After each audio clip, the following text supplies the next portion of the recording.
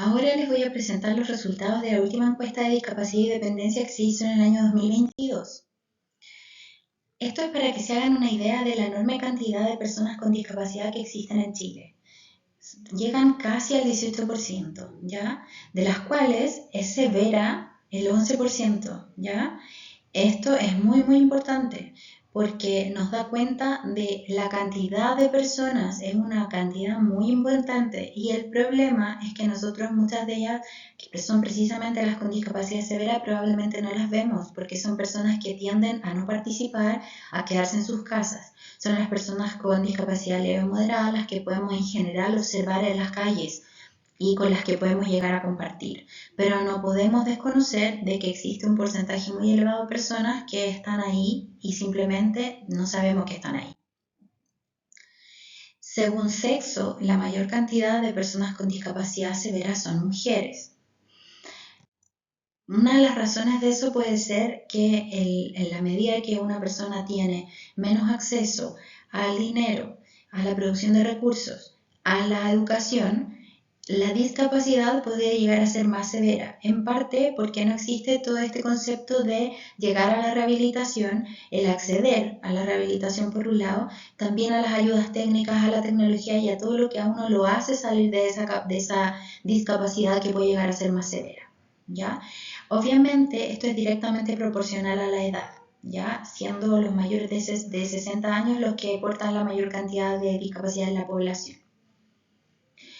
Y también es algo que está relacionado con los ingresos, que es un poco lo que yo les acabo de decir, ¿ya?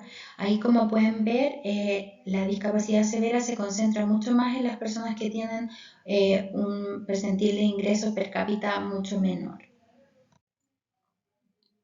Y en relación a las características sociodemográficas de la población, podríamos encontrar que las personas con discapacidad tienden a tener una menor cantidad de escolaridad.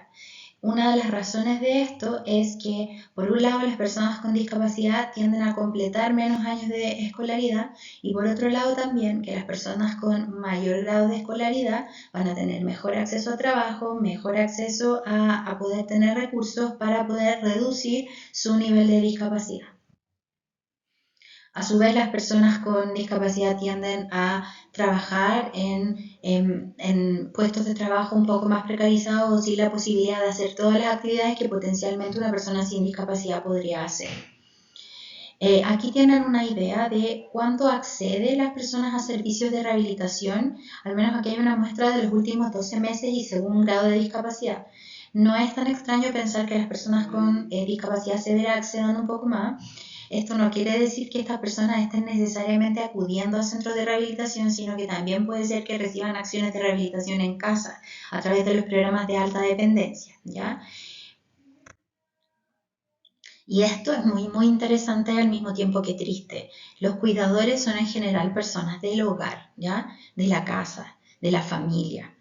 Mayoritariamente mujeres, ¿ya? Las hijas o las hijastras, también los hombres, pero mayoritariamente mujeres, los cónyuges o convivientes, otros parientes, los padres o suegros, ¿ya? Los padres a veces o los suegros pueden llegar a ser personas realmente de edad bastante avanzada. También hermanos y en algunos casos personas de servicio doméstico, ya sea la persona que estaba ahí en el servicio doméstico o personas que se contratan para, ¿ya? Como pueden ver, la cantidad de cuidadores que no residen en el hogar es bastante menor que los que residen en el hogar, y eso es súper importante tener en cuenta cuando hablamos de estrés del cuidador, porque la persona que no reside en el hogar en algún momento del día se va para su casa, ¿ya? Es casi como si fuera un trabajo, y eso significa que en algunos momentos puede realmente descansar o hacer otras cosas. Aquí, como pueden ver, en la discapacidad infantil encontramos que un 5,8% de los niños tiene discapacidad, de los cuales un porcentaje un poco mayor se trata de niños, varones. Y como pueden ver acá, la discapacidad es algo que porta el paciente, pero sobre el cual el cuidador está directamente relacionado, en parte porque le afecta por el hecho de tener que cuidar, pero también por el hecho de que una persona que tiene un cuidador que se encarga de una mejor manera, de alguna manera puede incluso reducir esa discapacidad o aumentarla. Porque, por ejemplo, un paciente que es muy regalón pero en un sentido un poco negativo de la palabra, puede llegar incluso a perder bastante independencia dado que el cuidador prefiere regalonearlo haciéndole todas las cosas, o incluso porque a veces para el cuidador es más fácil atender que esperar o fomentar que esa persona haga las cosas. Por ejemplo, en un niño con algo de discapacidad es más fácil darle la comida o vestirlo que tener la paciencia de esperar a que lo haga, que se manche, que lo haga no tan bien y tener que corregirlo, ¿ya?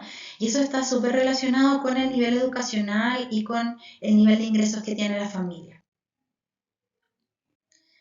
Para evaluar la discapacidad, dado que yo les dije que no tiene que ver solo con el estado de salud, sino que tiene que ver con todas estas cosas que uno es capaz de hacer a pesar de la condición de salud que tenga, es que se creó la Clasificación Internacional del Funcionamiento, que nosotros llamamos CIF y que es algo que los fisiatras ocupamos mucho para poder describir la situación de discapacidad. Entendiendo que el estado de salud va a determinar un déficit. Ya, por ejemplo, en un accidente vascular puedo tener una hemiplegia o una hemiparesia, pero las actividades que yo sea capaz de hacer a pesar de la hemiplegia o de la hemiparesia es algo que tiene que ver con, por ejemplo, si me entrenaron o no para aprender a hacer esas cosas. Si yo tengo la capacidad anímica e intelectual de poder hacer compensaciones y poder hacer las cosas igual. Si yo soy capaz de hacer determinada cosa, no tengo discapacidad en esa actividad. Y podría ser esperable que dado que, por ejemplo, soy capaz de caminar igual, aunque me demore un poco más, eso va a determinar que yo pueda participar más y por lo tanto no tenga esa restricción de la participación. Entonces, repasando, tenemos un estado de salud determinado. Por ejemplo, polineuropatía diabética, por ejemplo, una amputación, un accidente vascular, un TEC, una lesión medular. Eso me va a generar alteraciones en las funciones o en las estructuras corporales, ¿cierto? Eso se llama deficiencia o déficit. Eso va a determinar que yo sea capaz o no de hacer alguna actividad, pero el punto es que eso va a depender de factores personales o factores contextuales, ambientales, ¿de acuerdo? Y si yo soy capaz de hacer determinada actividad, voy a poder participar o no en sociedad o en el ambiente que a mí me interese, como la familia, el colegio, el trabajo, los amigos. Entonces, repasando las estructuras, las funciones del cuerpo, ya esas serían las deficiencias en caso de que estén alteradas, las limitaciones o no en las actividades de la vida, ya las actividades de la vida se dividen básicamente en dos: actividades de la vida diaria básicas, que son aquellas que uno en general hace básico para vivir, ya y son las que uno en general hace en el hogar.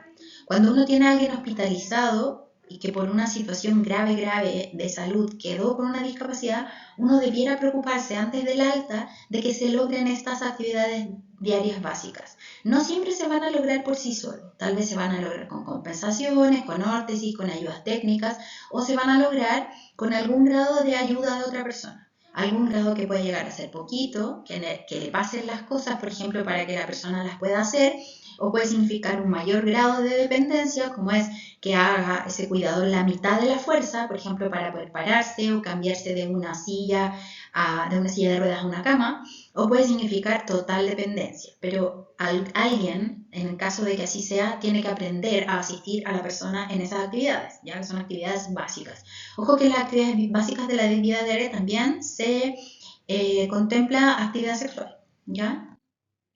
Y tenemos las actividades instrumentales, que como dice la palabra, como que en general se refieren a cosas que yo hago con respecto a otras cosas o otros seres vivos, ¿ya? Por ejemplo, el tomar la locomoción, ya sea un auto o la locomoción colectiva, el hacer el aseo de la casa, salir a hacer las compras, que no es solamente llegar al supermercado y comprar, desplazarse para poder hacer esas cosas, sino que poder hacer todo el ejercicio mental de planificar qué voy a comprar, cuánta plata voy a gastar, si voy a llevar la tarjeta o voy a llevar plata. En el caso de que pague con efectivo, ser capaz de saber cuánto vuelto tengo que recibir, el poder cuidar a las mascotas, el cocinar, hablar por teléfono, usar la tecnología, el celular, el computador, etc.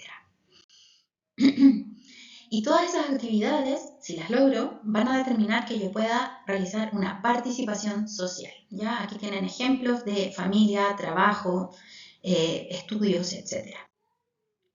Y aquí vamos a hacer un ejemplo de la CIF.